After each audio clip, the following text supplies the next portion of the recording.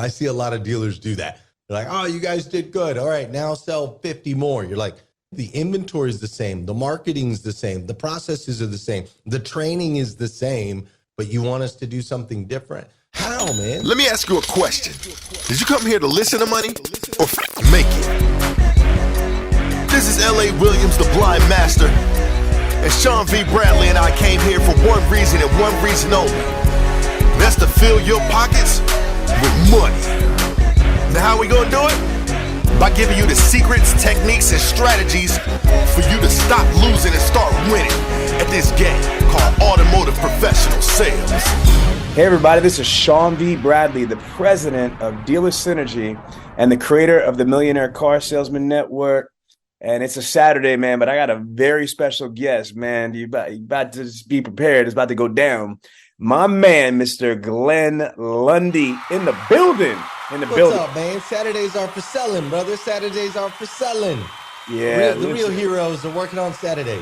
Yeah, let me see what you want. What is that? Is that Louis Vuitton? Is that Gucci? What is that 800% jacket right there? Is custom, baby. This is custom right here. Yeah, okay. I see you. Does that come in orange, fam? Does that come in orange?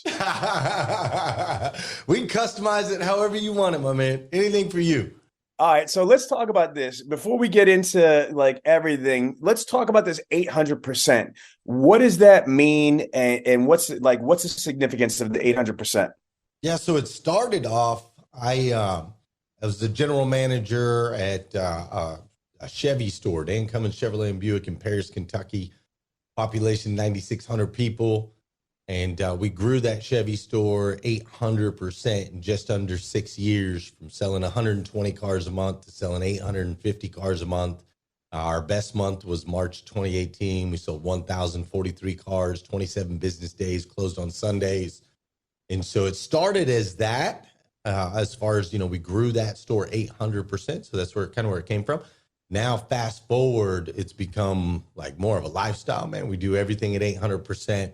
There's 8 different pillars that we talk about in our lives, right? Faith, fitness, family, finances, friends, career, mental health, and our education, given 100% in each of those areas. Because I don't know about you, Sean Bradley, but it seems to me like there's a lot of people out there that give 100% maybe in one area or another.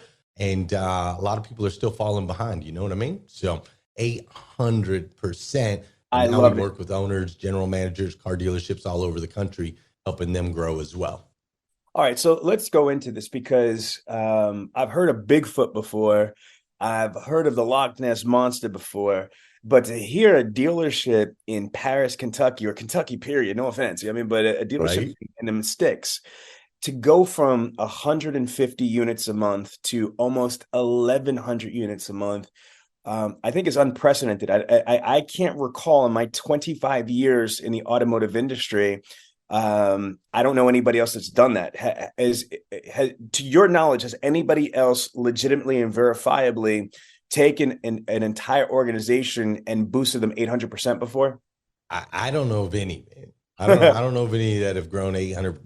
Maybe not in 5 or 6 years. I mean, maybe over bought a store in 1950. Now it's selling 800 cars 50 years later. Obviously, there's some of those out there, but I have not, I definitely don't know anybody, especially in a modern era, that has taken a store and what was crazy is this store had been there for 56 years, bro. Yeah. They'd been selling 100 cars a month for 56 years.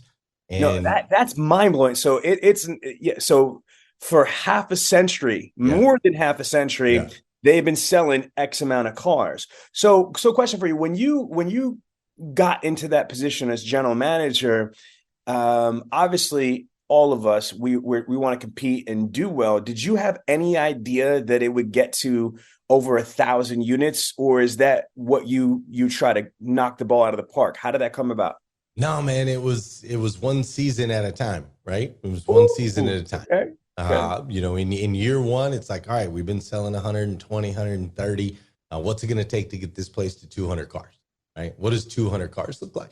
And then once we hit 200, it's like, all right, what does it look like to if we were going to sell 300, what would we have to have in place to sell 300 cars, a month?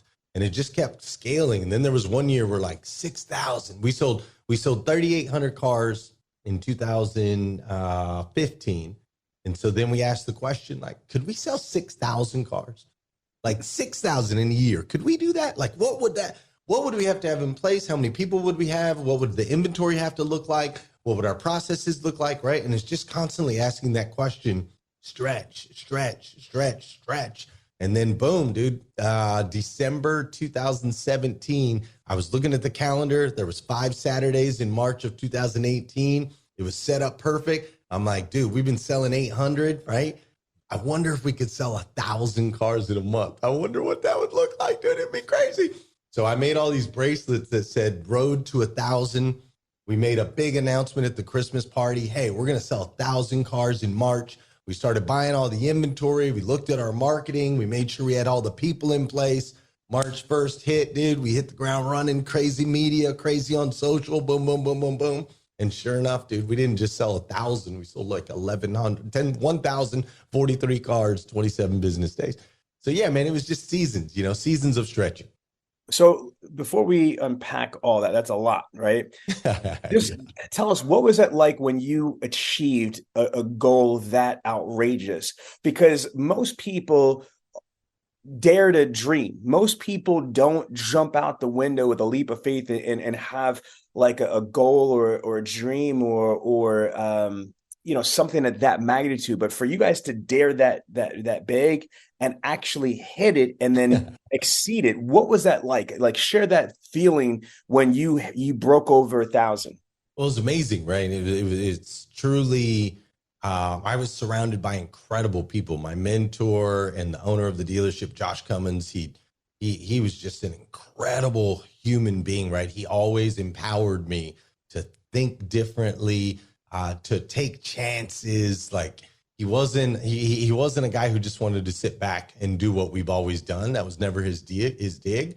And so to not only accomplish it for me, but as a store and as a team and as a group, and for Josh, who had poured so much into all of us, and his brother Dusty, like it just was this overwhelming sense of gratitude, like grateful for the experience, grateful we were able to achieve it, grateful we were smart enough to have the forethought to plan, right? It's one thing on February 28th to say, hey, we're going to sell 1,000 cars next month, right? Which I see a lot of dealers do that. They're like, oh, you guys did good. All right, now sell 50 more. You're like, how, man? The inventory is the same. The marketing is the same. The processes are the same. The training is the same, but you want us to do something different.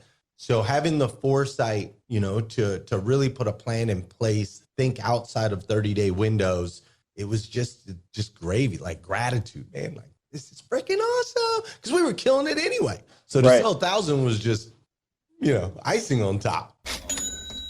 So we all know some of the major automotive professionals in the industry, like the Cody Carters or the Ali Reddas or the Frank Cronittis, the Chrissy Burtons.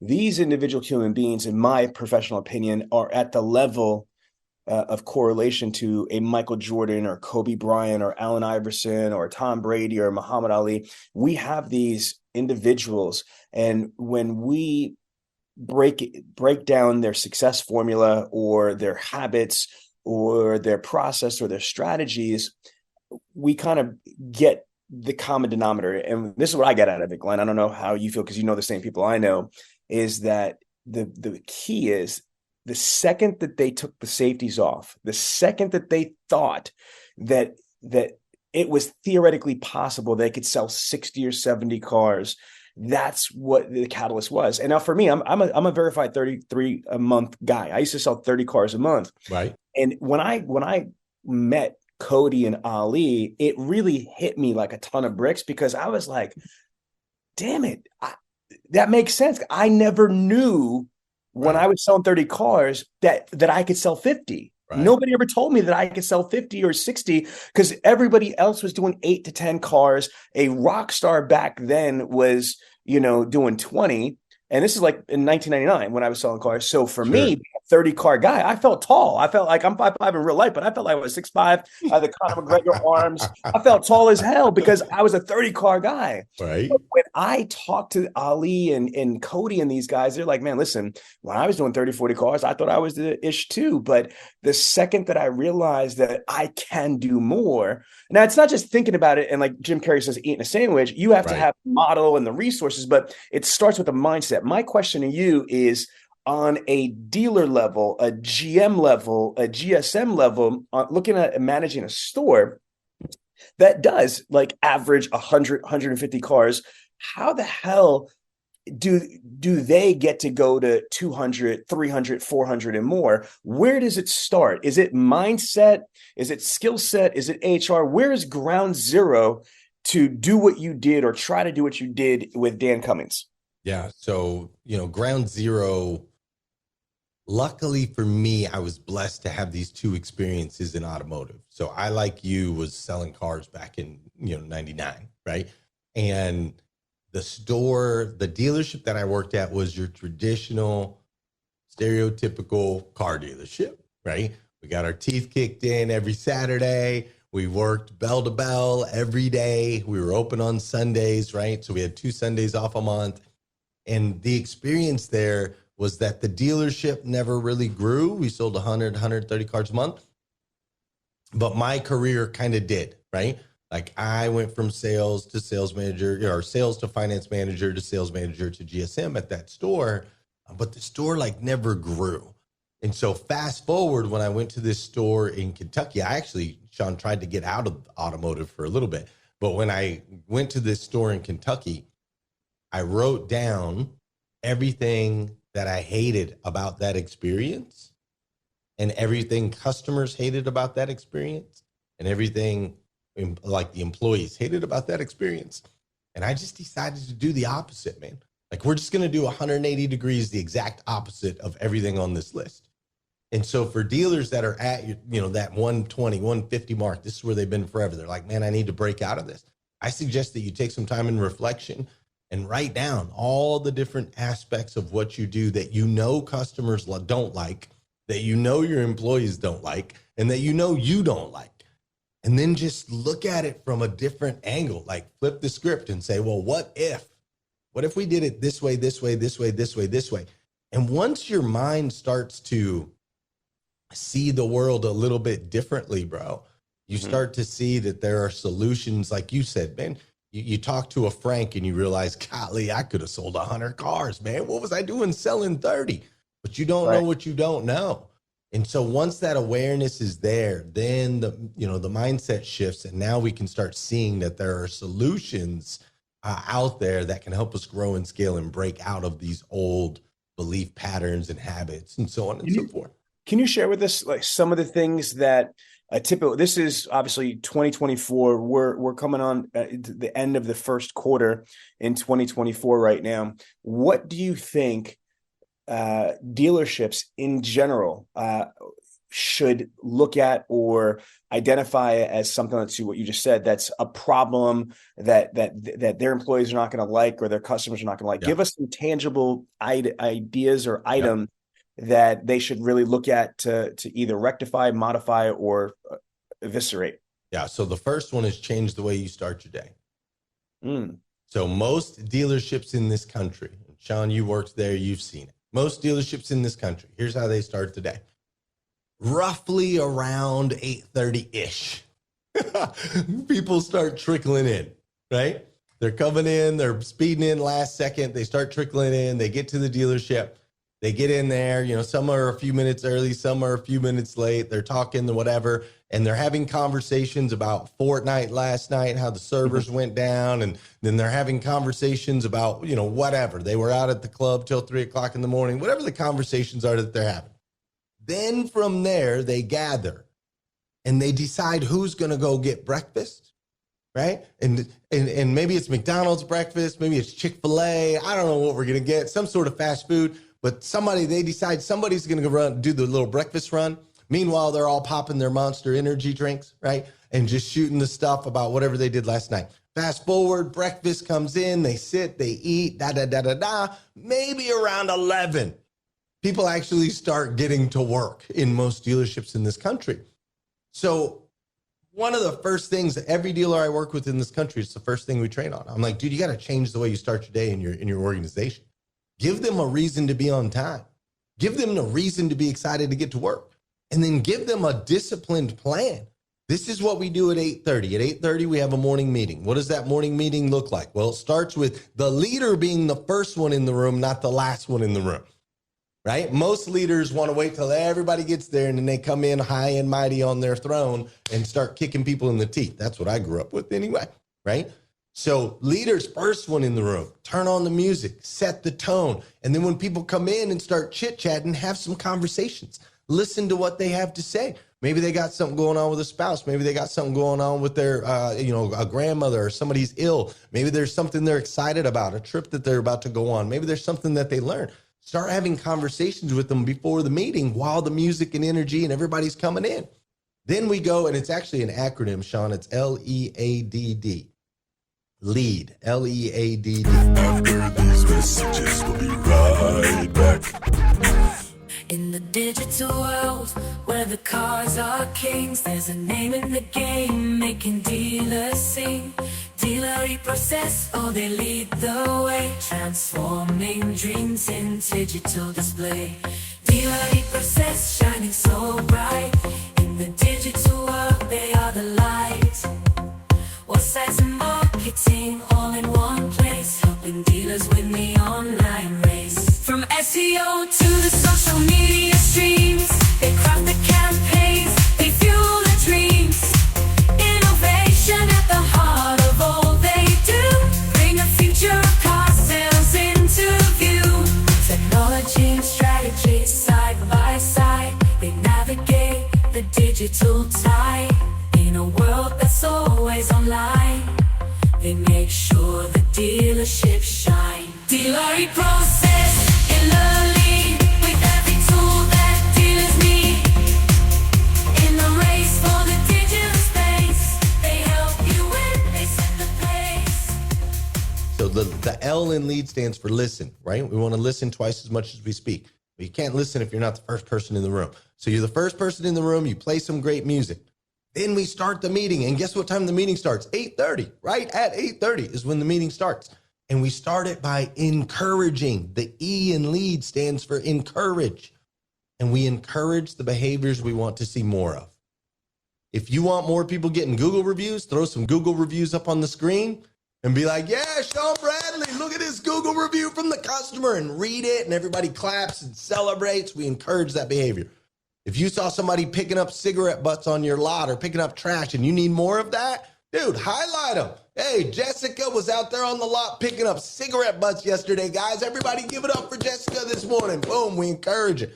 Frank had a hat trick yesterday. Way to go, Frank, bro. We're going to encourage that, right? Whatever behavior we want to see more of. Way to go on that lease. Way to go on that walk around. Way to go on that test drive. Whatever that it is that we need more of, we celebrate and we encourage. So now our meeting starts with not kicking people in the teeth, which nobody wants to show up for. Instead, we're celebrating. Everyone wants to be celebrated, man. Right. So we listen, then we encourage. Then we go into the advise portion of the meeting, which is the A in lead. Now, this is where we go, all right, guys, settle down. Couple things we need to talk about. You know, I walked around the lot this past Sunday and I pulled handles and there were 70 cars on the lot that were unlocked. Like, guys, I know you work hard on Saturdays and I know it gets late, but this is our house, man. We got to protect our house. You can't leave these cars unlocked out there. Like, it ain't going to work, right? And Mrs. Smith called. She had a due bill and it was a terrible experience for her. Now, we all know when we're talking about WEOs, man, you got to get a copy over to parts. You got to get a copy to accounting, right? Like, whatever we need to advise on, we use that portion of the meeting to advise after we've listened and after we've encouraged. Now we can advise, because when you listen to people and you celebrate people, they're more likely to take your advice. Most managers start with advise. Hey, guys, here's what you did wrong. Here's what you did wrong. Here's what you did wrong. No, go out there and sell some cars. Terrible way to start the day. After we advise, now we go to develop. The D in lead stands for develop. Never, ever, ever let anyone walk out of your meeting not knowing at least one thing that they didn't know walking in. That means we have to have intention as leaders behind these meetings. What's the theme? What are we training on? What are we talking about? Don't put this together 5 minutes before the meeting. Have a plan, man. You can use ChatGPT. Type it in. What are the top 52 things salespeople need to learn in the auto industry? Mm-hmm. It'll spit out 52 of them. Now you got 52 weeks of stuff to train on, right? And train on it in different ways, visually, audibly, whatever, so on and so forth. But we want to develop our people. So we start by listening, then we encourage, then we advise, and then we're like, all right, cool. Sean and Frank, come up here real quick. We're going to do some role playing. We're going to handle this objection. I want to think about it. Or let's talk about, here's how you're going to deliver a lease, right? Jessica and Ellen, get up here. Let's talk about it, right? Whatever it is, but we're going to develop, and then we're going to leave the meeting. When we leave the meeting at 9:00, they need to go with their team leaders, walk the lot, understand what trades are there, take a couple pictures, post on social media, right? Then come in, start working your CRM. Like, give these guys and girls a plan, guide them, lead them, celebrate them. And what will end up happening is if you listen, encourage, advise, and develop, and you do it daily, now you're gaining 2.5 hours on your competition every single day because everyone else is out drinking Monster energy drinks, buying breakfast at McDonald's, while you guys are developing your people and actually selling cars. So that's just one thing that you can do. What's the last D? You said it's LEADD, right? The last D is daily. Daily. I'm glad that you didn't let me miss that. Daily. Listen, encourage, advise, and develop, and do it daily. And Sean, I suggest that people do this not just in their business. Do this with your kids, man. Listen to them, encourage them, advise them, develop them, do it every day. When you're getting ready to call a prospect, listen to the prospect first. Encourage the prospect, then advise them, then develop that relationship. Do it daily. Listen, encourage, advise, develop, do it daily. That's what leadership really looks like. Love it. This is fire. Look, let's make the announcement right now. We'll get back to the interview. So for all you automotive fans out there, it's official. Mr. Glenn Lundy is going to be a featured speaker at the upcoming IS20G15 event, Baltimore. It's going to be Baltimore, April 15th to the 17th. And my man is going to celebrate our 20-year anniversary of being in business. And I heard that, are you challenging Andre Petrovsky to get into the cage at Baltimore? Is that what you're going to do too? No. Well, first of all, congrats on 20 years. That's amazing. Second of all, honored to be there. I'm challenging him to get on the stage. He'll be on the stage? No, we'll do a speaking challenge. Well, I'm not getting in the cage. No. So stage, not cage. My side. Okay. Wait a minute. Okay, that makes more sense because we thought it was the cage. No. The stage. The stage. Okay, the stage. Yeah. But no, man, I'm really excited about that. It's good. I know it's going to be an incredible. You always have incredible events, but I am excited to be a part. It's my first time on the stage at your event, and it's a complete, absolute honor, man. Excited to be there. Can I just tell you, we're honored to have you a part of it. I mean, if you've been in the industry for a long time. For us, the fact that we've been hosting this conference for 17 years. Amazing. This is only the 15th one because of COVID. There was a couple that didn't happen, but we've literally for 17 years, minus COVID pandemic protocol, we've had an annual event. We've had some of the most incredible people on our stage, from Tom Stuker to Paul Cummings to, Bradley and all these amazing people in and out of the automotive industry. And just to kind of give you a background, Glenn, what the conference was is I've spoken to over 500 NAD and NCN 20 groups, and I really respect the sanctity of what a 20 group is supposed to be. To me, a 20 group is a mastermind group of either executive management or owners of specific, dealerships, sure, mostly franchised. Now, once you are in that room, once a quarter, you are analyzing, comparing, helping hold your colleagues accountable. And that's what the environment here is. But I'm excited to have you on it because this is not like a digital dealer or name ad. We have our own unique niche and our own unique instructional design. And we've been friends for years, and I've been a fan of yours for a while. So me and my whole team are really excited for you to be able to bless that stage. So we'll talk a little bit more about that in a couple minutes, but I want to go back to what you just said with the listen, because I have 30,000 members in the Millionaire Car Salesman Facebook group alone.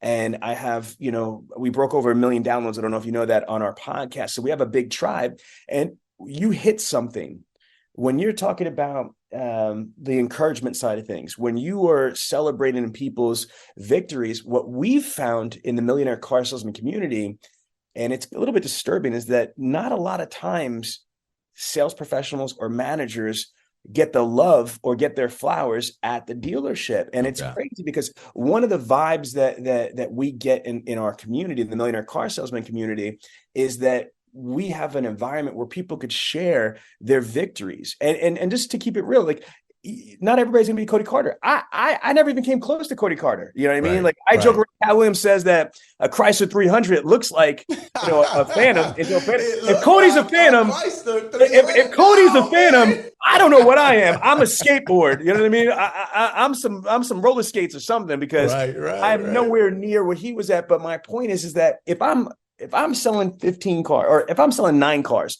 and all of a sudden I get to 15, like, I'm proud of that. And unfortunately, the culture in a lot of dealerships isn't about interdependence. It's not about collaboration. It's not about synergy. Can you talk about this as a former high-level, GM and the creator of the 800, percent club? Why do you think that there's not enough recognition or collaboration or camaraderie inside the dealerships with their staff? Am I wrong? Am I missing this, or do you agree with what I'm saying? Yeah, I agree 800%, brother. And if you remember the John Maxwell story, right? John Maxwell talks about being at a Thanksgiving dinner with his family. His wife's cooking a roast. His wife's mom's there, and his wife's mom's mom is there. And he notices his wife is cutting the end off the roast. And he says, "Honey, why are you cutting the end off the roast?" And she says, "Well, it makes it juicier. Gives it more flavor, the way that my mom did it." He goes, "Okay, well, I don't see how cutting the end off a roast will make it juicier, give it more flavor." So he goes and asks the mom, "Hey, your daughter says she cuts the end off the roast because it's juicier, gives it more flavor. It's the way that you did it." The mom says, "Yeah, absolutely. You cut the end off, it's juicier, gives it more flavor. It's exactly the way my mom used to do it." So John Maxwell says, "This still doesn't make any sense at all, man." So he goes to his wife's mom's mom. He says, "Hey, why do you cut the end off the roast?" And she says, "Well, back during the Great Depression, we had a tiny little oven. And so the roast wouldn't fit in the oven. We had to cut the end off it to get it to fit." So for decades on decades on decades on decades, this family was cutting the end off of a roast because of an incident that happened back in the 20s. The same thing is true in all of our dealerships, Sean. These guys are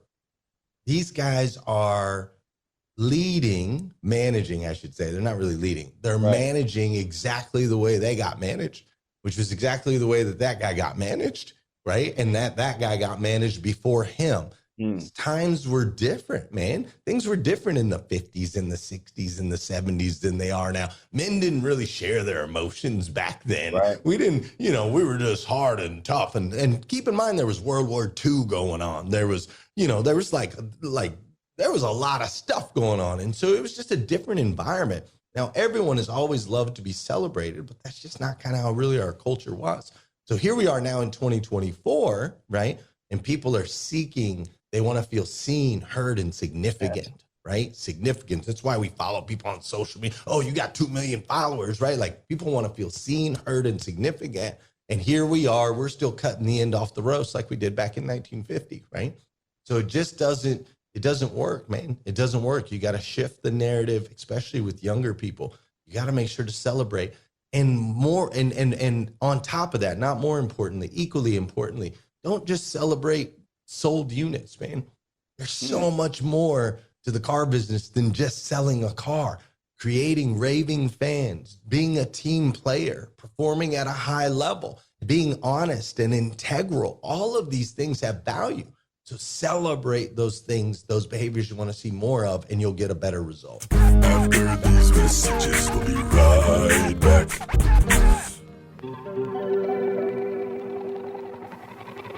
There you were on the phone. Then you heard the dial tone. Was it you? Was it them? Did you make the same mistake again? I didn't wanna tell you, I didn't wanna lie, but the call I heard, it made me want to cry. You can spend all the dollars, you can buy all the leads, but if you ain't got a process, they're going down the street.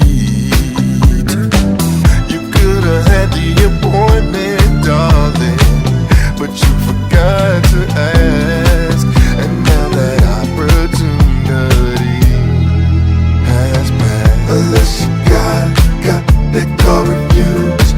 Unless you got that car refused. Make a call. Was it good? Did you sound the way you should? Let's review. Listening is right there in your CRM.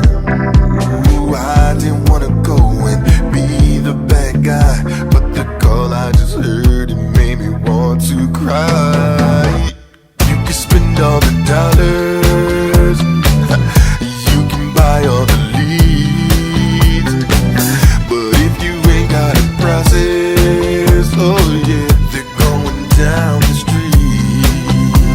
Oh, you could have had the appointment, darling, but you forgot to ask, and now that opportunity has passed. Unless you got that car refused. You need car refused. Unless you got that car refused. Yeah. Unless you got that car refused. You need car refused. I didn't wanna go and be the bad guy, but the call I just heard, it made me want to cry. You can spend all the dollars, oh yeah, you can buy all the leads, but if you ain't got a process, whoa, they're gonna go down the street. You could've had the appointment, darling, yeah, but you forgot to ask, and now your opportunity, oh yes, that opportunity has passed. You need car refuse. All the dealers do. All the dealers do, yes. You need car refuse. Well said, my friend. Well said. Thank you.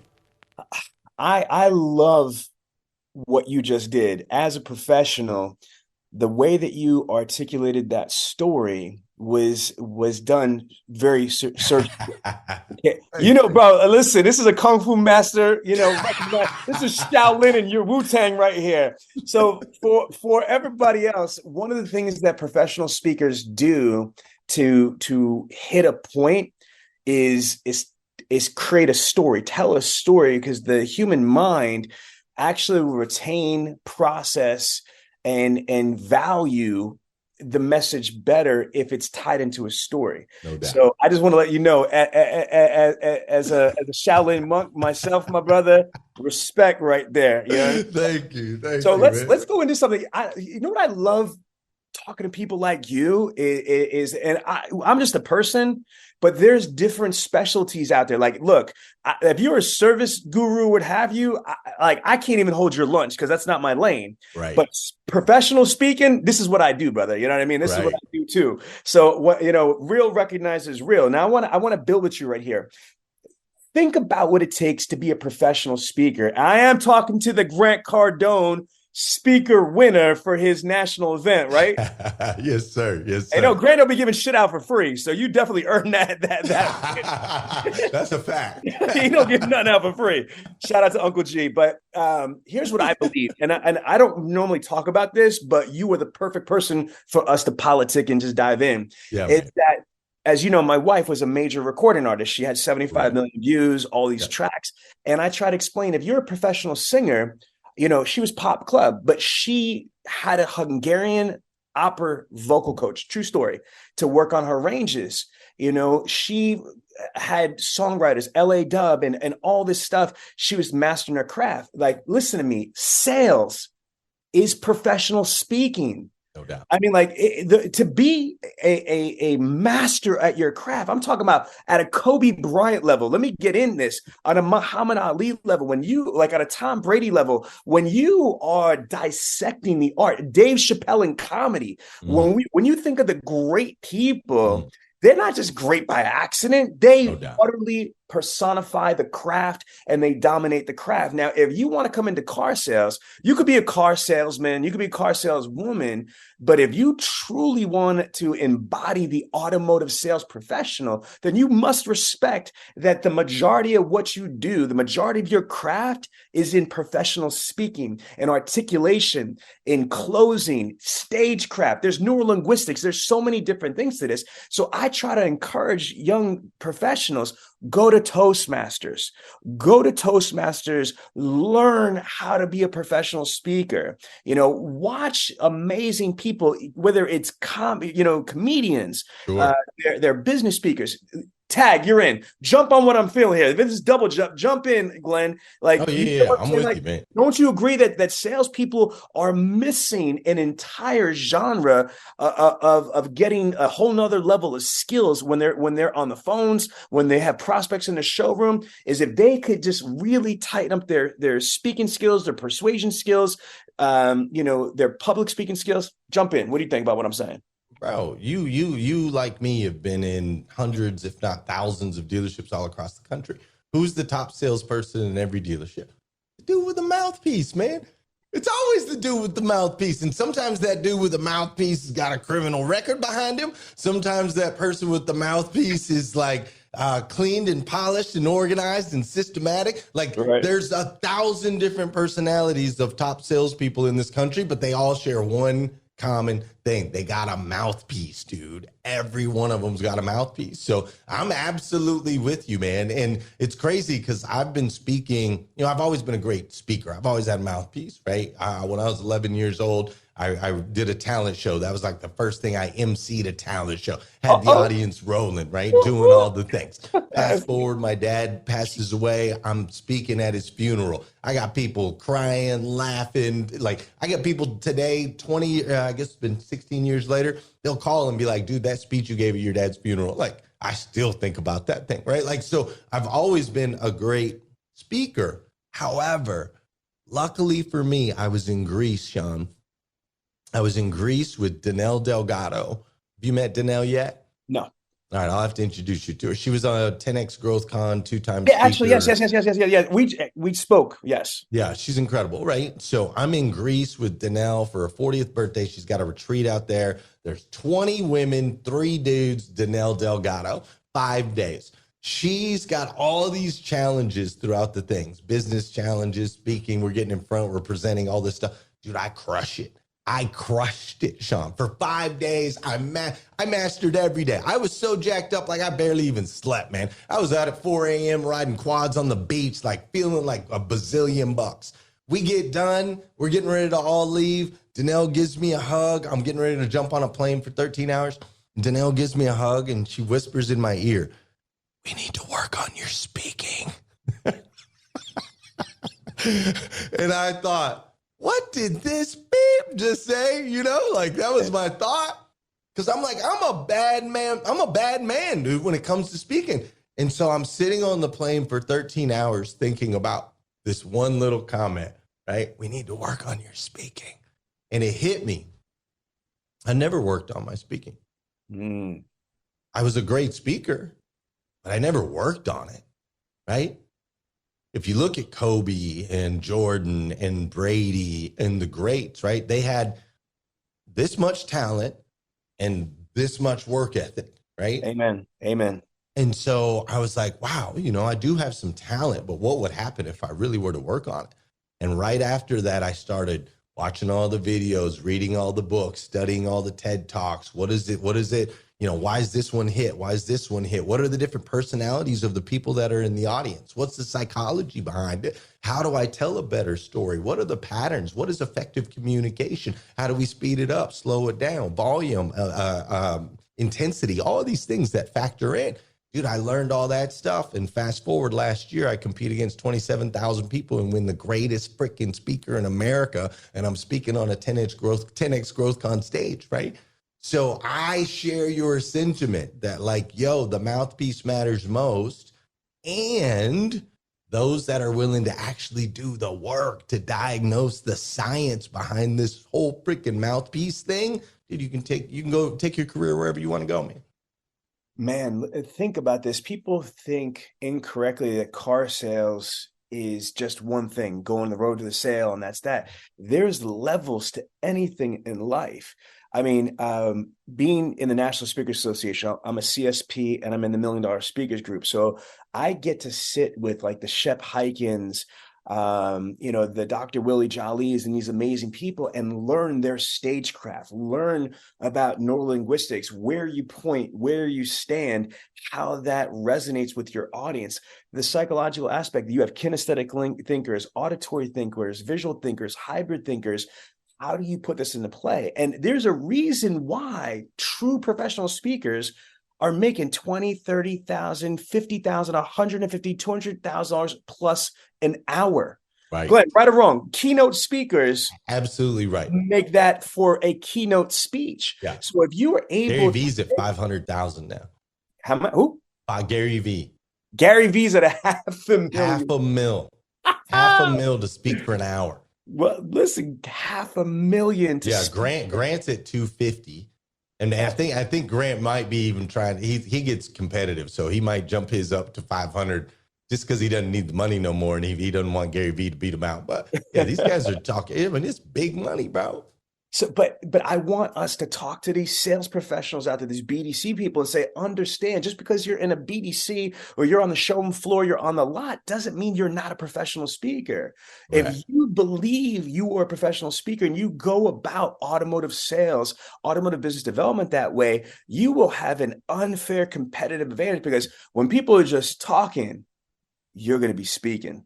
That's and right. People are going to be receiving, right, Glenn? Big difference, man. Big difference. And just being in a position of intention and power and control, knowing that you can guide a conversation, knowing that you can respond appropriately, knowing you can connect with just about anybody, it gives you a level of confidence, which is another aspect of being a great salesperson, right? You got to have a great mouthpiece, but you also have to have the confidence to be able to talk to someone who's older, someone who's younger, someone who's not as smart, someone who's smarter. Like, you got to be able to go in with confidence, because we all know, we all buy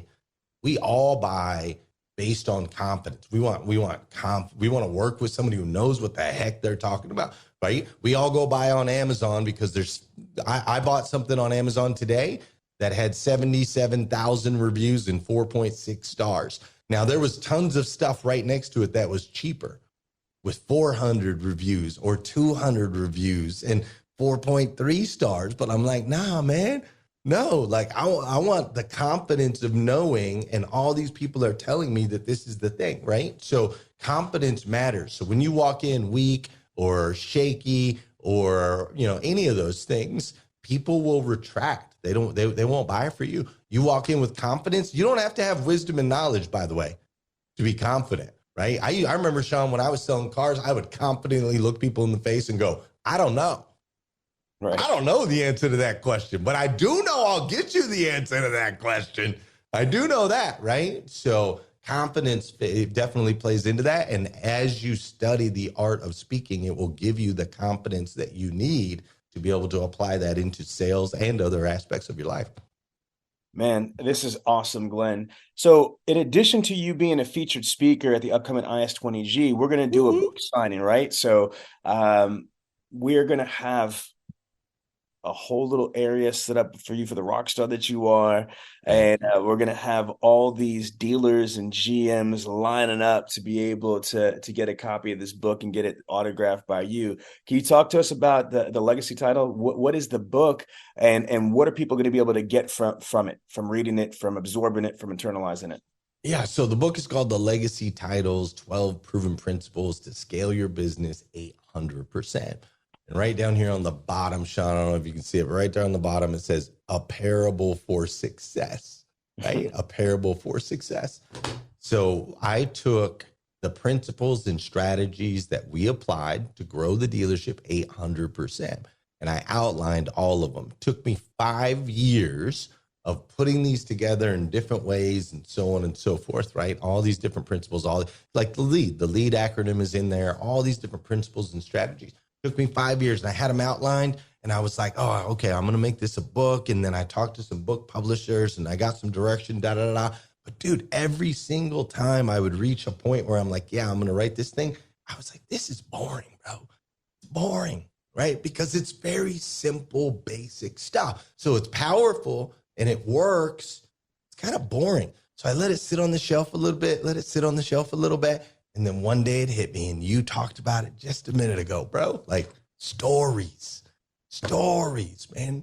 How do we tell a story that has the principles in it so people can absorb the principles in a fun, entertaining, and memorable way? As soon as I hit that unlock, dude, I wrote the book in 4 months, front to back. Boom. Wrote it in 4 months, re-edited it 7 different times. So what they're going to get when they read this book is they're going to get a story of Alfred Smith. Alfred Smith is a 3rd-generation car dealer, and his grandfather passes away. After his grandfather passes away, he receives a chest. And in that chest, there's 12 old car titles. And each of these car titles has a different principle on it. A principle like focusing on your goals, not those set by others. A principle like being a servant leader, a principle like the 8531 formula, right? So there's 12 different principles on these titles.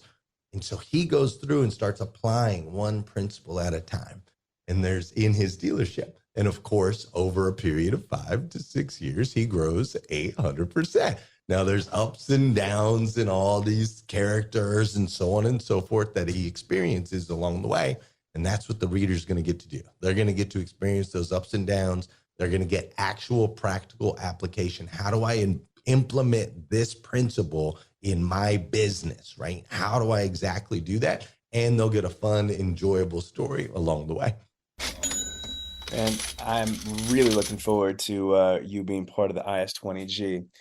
Glenn, a couple more questions, brother. A couple more questions for you. The industry's changed, and this is my opinion. I joke around and say that the whole pandemic was like the Avengers blip. You know, it blipped and it just blipped back. Right now, I'm hearing across the United States, inventory is coming back. I've got high-level dealers that we both know in Maryland, for example, friend of both of ours. He said he shut down floor plan because the OEM was sending him so many damn, pieces of inventory. Then I've got people that are back to the race to the bottom with all the manufacturer incentives, all the rebates. People are discounting cars. They're giving cars away. So, but there's a difference, even though it's like, well, wait a minute, what's different from today than 3 years ago? Well, the circumstances are now becoming very familiar again. But here's what I say is the big difference. I want your opinion on this. But the big difference is, for the last 3 years, everybody, for the majority of the industry, has been sleeping at the wheel. We haven't had, full staff because we didn't need them. And it was cheaper and it was hard to find people anyway. Attrition's still 70 to 80%. But the crazy part is we didn't have to really practice, drill, rehearse, train. We didn't really have to build value. We didn't have to really be competitive because for such a long time, for years in our industry, I believe if you had the vehicle, you could sell it and sell it at list or over list. It's hard to teach people how to fish when the fish are jumping the boat and the fish are fat. Mm-hmm. But with all the circumstances reverting back to pre-pandemic reality, but I just feel that most dealers are not prepared with themselves, manager, or their staff. They're not prepared for what's about to hit them. What's your thoughts? So I think a couple of things. I admire every leader in the auto industry that had to try to perform and lead through COVID. Because I remember when COVID first started, I remember being terrified. I remember getting an email from a multi-billionaire in our industry that I remember getting an email from him that was 5 pages long, that he had talked to some people in the government and this is what was happening and we needed to stock up on X, Y, and Z. And I mean, just terrifying stuff. And I remember looking at my wife and sharing it with her going, dude, what are we going to do? And going to a Rite Aid at like 11:30 at night, dude, and filling up a grocery cart with oxygen masks and like crazy stuff, right? Like it was terrifying in the beginning. And these dealers, these leaders all had to make decisions. Some of them, some very hard decisions to let a lot of people go. Other ones made the decision that they were going to pay their people no matter what. Yes. NADA and a lot of the leaders in our industry went and stepped up and fought against the government to make sure that we were determined essential in most states across this country, right? And then there was the leading through, people need to be staying at home, or do people come to work, and how do we serve the customer in this particular environment? And our employees are scared, right? People are scared. I just admire everybody who traversed that. And I know sometimes we look at, now that we're on the backside, we can kind of look at, but there was no inventory. So gross went up and it got kind of easy to sell cars. And I agree with that wholeheartedly. I think it really did get easy. There was a lot of profit, so on and so forth. From a leadership standpoint, dude, it took a lot of resilience and some powerful leaders. There was a lot of dealerships that got wiped out during COVID because people gave up. They quit. They couldn't handle it, bro, right? Like a lot, right? And a lot of acquisitions happened during that particular season. So I just share all that because dealers in this industry, it's just such a resilient industry, Sean. And right now, many of our dealers got an extra 10 pounds of holiday weight, right? They got a little extra 10 pounds of holiday weight, and they indulged in some opportunities. Some of them took it a little too far because this industry likes to run 30 days at a time. We never look forward. We never look past that. So some of them indulge, some of them have a little extra holiday weight. I do believe, however, that the resilient ones, the strong ones, they'll adapt just like they did before. They'll adapt and they'll figure out a way to turn this ship around. My only wish is the only word that pops into my mind. I wish we would learn from our mistakes and be more proactive to these things than reactive. Most dealers in this country are phenomenal at being reactive, right? They can put out fires like the best of them. But how about we be proactive, trim out some trees and clean out the brush so these forest fires don't freaking start? We knew the inventory was coming back. We knew the manufacturer was going to try to slam it down our throats. Dude, Stellantis right now, crazy, bro. Crazy. I know multiple dealers that are doing what you said, that called the manufacturer and said, I'm not taking any more of your cars. We knew that was going to happen. We knew there was going to be another race to the bottom. We knew all these things were going to come. Why are we still, and I love my manufacturers. Thank you so much for all you've done for this industry. But what I don't understand is why people haven't learned to sell used cars yet. Because if you look at the used car, dude, you remember that inventory shortage we had during COVID? Yep. Guess what? There was no used car inventory shortage ever. It was a new car inventory shortage. People are like, dude, we ain't got no car. I would drive through this country, man. I'd fly through this country and I'd see empty lots everywhere. I'm like, why are these lots empty? Every one of those spaces should have a vehicle in it. Yeah, but there's no cars. What do you mean there's no cars? Cars everywhere. There's used cars everywhere, man. Learn the used car game, and then whatever happens in the new car stuff, like, it's going to be what it's going to be, right? Be prepared as best you can. But consistently, the dealers I work with and the way that we were as a dealership, like Dan Cummins, the dealership I used to work at, bro, never had a drop in volume. Over the entire 3 years of COVID, they never dropped in volume because they're a used car super center. They sell 2 to 3 used cars to every one new car. So that's all, man. I admire these dealers. I know they'll bounce back. I know a lot of people are going kind of through it right now. Let's learn from our mistakes so we're not in the same pain a year from now, 2 years from now, 5 years from now, 10 years from now, whenever the next thing happens. and let's get our used car game down, right? Let's understand our used car game, and let's start being more proactive about this stuff than reactive. After these messages, we'll be right back. In the heart of the lights, under the bright neon lights, then Q stands ready, making everything right. With data in hand, they're paving the way for dealers to shine come night or day. Thank you in the automotive game, changing the rules, never the same. With insights so sharp and solutions so true, they're the partner you need through and through. From the price on the tag to the cars in demand, they guide with precision, with the upper hand in a world that's always shifting. They keep you alive, ensuring success with every car you find. Thank you and through. So here's to thank you, the leader, the guys. Let the sin begin.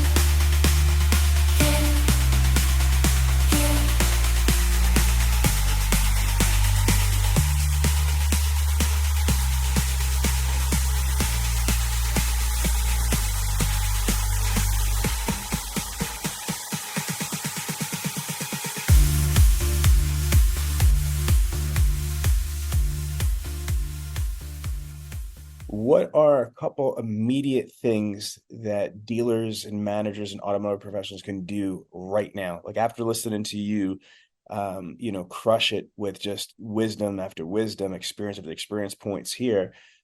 Give us some takeaways that they could implement to start immediate changing. Yeah. So when it comes to the used cars, there's a couple real easy ones. First one is throw out that freaking silly ass book that you guys keep attaching yourselves to. Oh, well, I can't buy a car at auction because it's $2,000 over book. Well, that book's 90 days old, homie. Like that, they had to print it based on old data. They sent it to your old ass, and you're sitting there dusting off the freaking dusty old, dude, that parchment paper that they have in that freaking guidebook, it's old. It has nothing to do with the market, dude. If cars are going for $2,000 over that book, that's because the market's calling for $2,000 more right now. So, dude, freaking buy the cars. Like, stop trying. It's not a stock market. We don't try to buy low and sell high. That's people think that the used car game is the stock market. No. Well, let me look at it this way. You're not trying to buy low and sell high. You just got a dollar cost average. If you're going to think of it as a stock market, dollar cost average. Sometimes you're going to pay a little more for that Silverado. Sometimes you're going to pay a little bit less. What you can't do is stop filling your inventory. Dude, Sean, how many dealers do you know that have record months and then the next month they suck? Absolutely. Why? Because they freaking sold all their cars and they didn't replace them. So now they don't have any inventory and their next month sucks. And then they go kick everybody in the teeth and they blame everybody else, right? So here's what I suggest. Replace what you sold yesterday. If you sold 6 used cars yesterday, I need you to replace those 6 used cars immediately, no matter how much you have to pay for them, because you've already generated leads on those 6 cars anyway. So let's replace them, right? Immediately. I sold a 2022 Chevy Silverado with 37,000 miles on it, black in color. Great. First thing I'm going to do the next day is go find another one of those, because I've already got 5 other leads on it because I've been advertising it through Google, Auto Trader, all these other places. So I'm going to go find another one. I'm going to replace it. And here's what ends up happening. The more I sell, the more I buy. And my inventory constantly grows because I'm picking up trades. I'm buying cars off the street. I'm buying cars out of the service lane, but I'm also replacing what I sold yesterday. So now I go from, I had 150 used cars in inventory last month and I sold them all. And now I have 180 used cars in inventory because I picked up a few, right? Now I'm going to sell all those, and then 200, and then 250. Next thing you know, you're like us, and you're selling 600 used cars, 700 used cars a month. Glenn, you hit something here that I struggle with this with my dealers and dealers that reach out to us, is if you're having an inventory shortage, but you're not being proactive to try to secure your own inventory, then you're just living by default, which is insane as an entrepreneur. So I'm going to give you an example. One of my dealers, I think you know him, Bob Ruth Ford. Yeah. And it's not as big as the Dan Cummins thing, but I'm the internet version of Dan Cummins. And I mean, we took Ford from doing 75 units on the internet to 320 units on the internet, population, 2,500. That's it, 2,500 people in Dillsburg, Pennsylvania. But a lot of people don't know, not only did we accomplish that, but the store went from buying approximately 10 to 20 cars from the public. They implemented VinQ, Danny Zalowski from VinQ, and they now went again from 10, 20 units from the public to 120 to 130 units from the public. They are freaking buying on a monthly basis over 100 plus cars from the public. And they have cut down all the costs because it's not acquisitions, not auctions, none of this stuff. They're buying the cars right. And you will know, and I'm sure to agree with me, the way you buy cars could make you just as much profit, if not more profit, than how you actually sell the car. A lot of people don't realize there's such a tremendous amount of revenue in acquisitions. Yeah. So my question to you is that if we know this, there's people like Rob Ruth Ford that went from like 20 cars to 120, 130 cars. Why are most dealers not being proactive with a vehicle buying center strategy or acquisition strategy? Why do you think that is?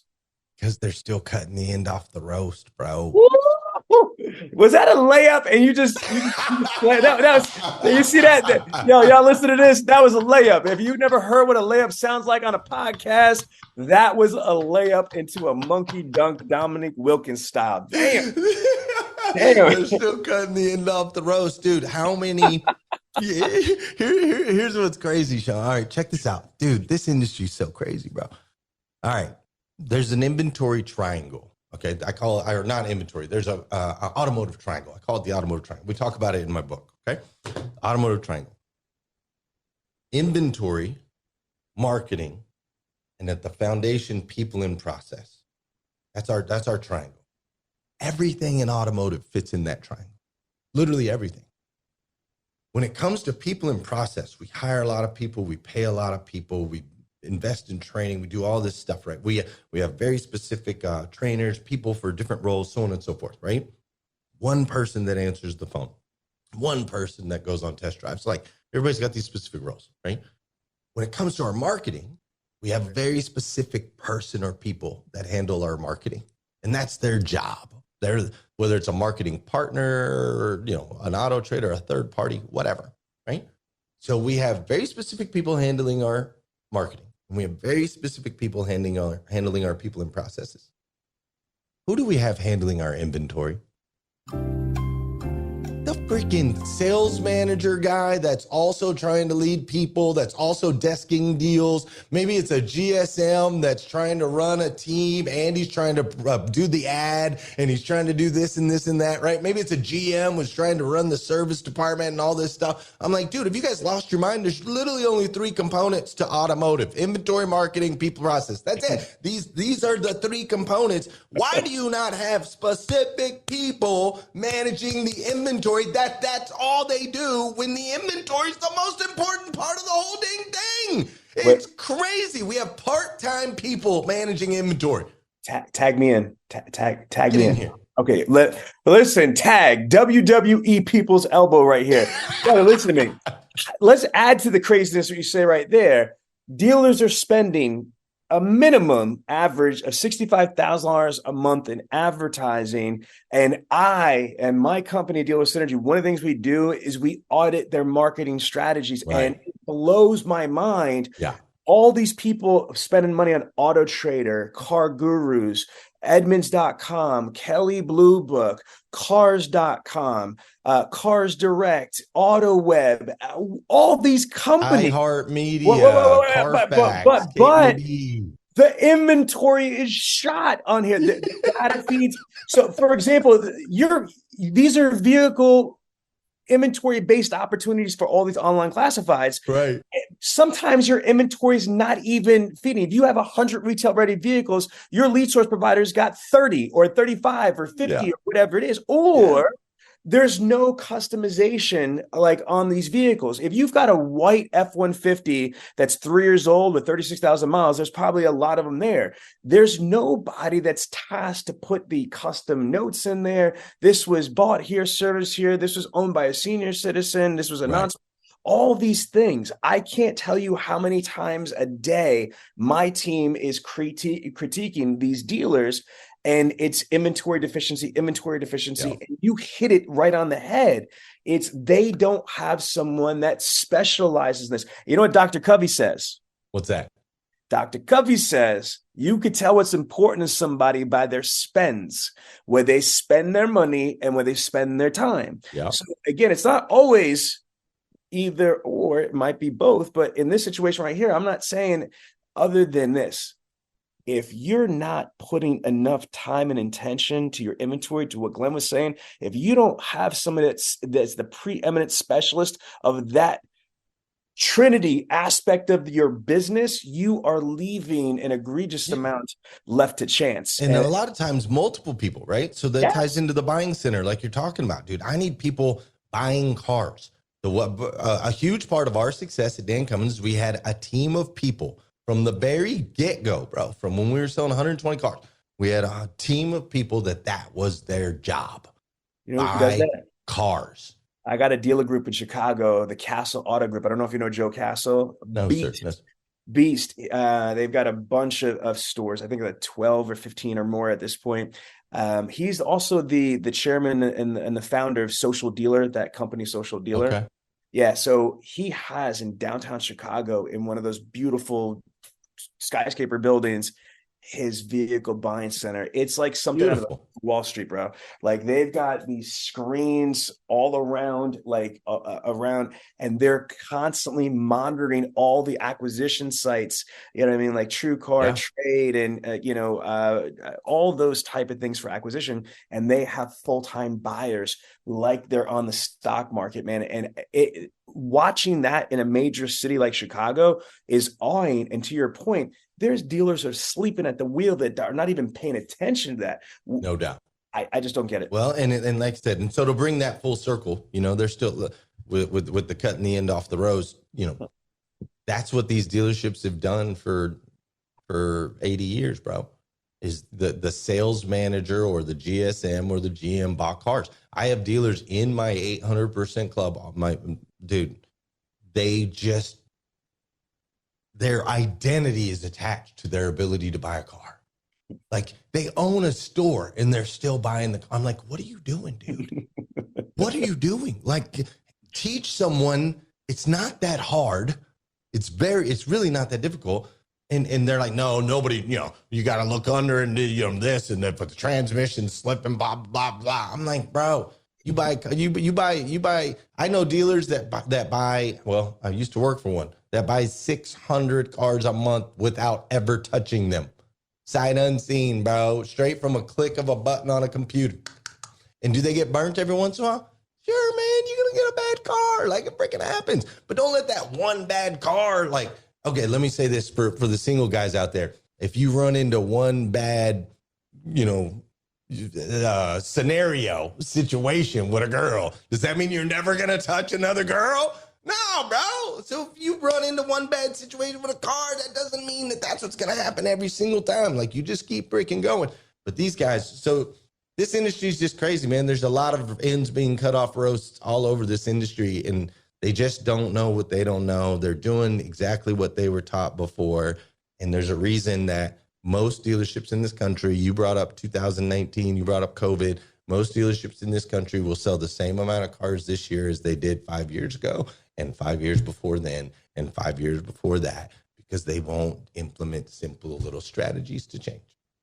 Man, Glenn, I had a tremendous time with you. Thank you so much for blessing these airwaves, my friend. Let them know that you are excited to be part of the IS-20G, and tell them what they're going to learn when they see you speak at the IS-20G.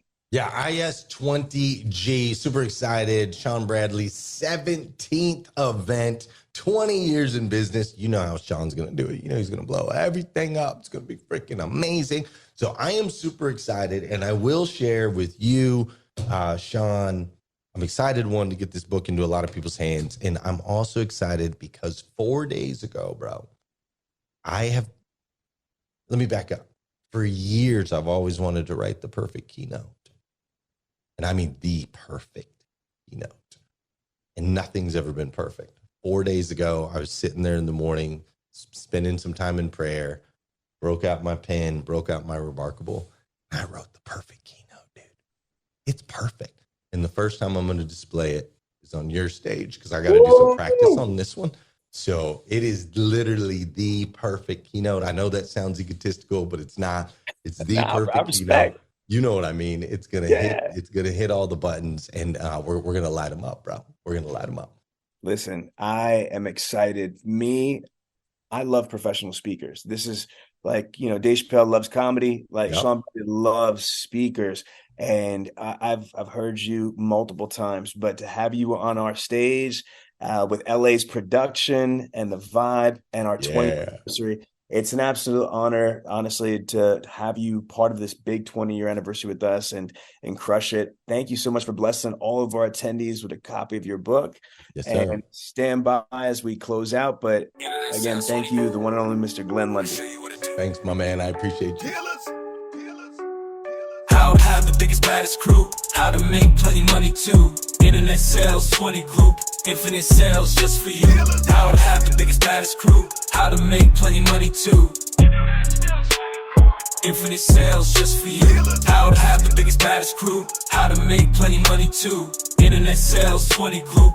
Infinite sales just for you. How to have the biggest, baddest crew. How to make plenty money too. Infinite sales just for you. How to have the biggest, baddest crew. How to make plenty money too. Internet sales 20 group. Infinite sales just for you. How to have the biggest, baddest crew. How to make plenty money too. Infinite sales just for you. How to have the biggest, baddest crew. How to make plenty money too.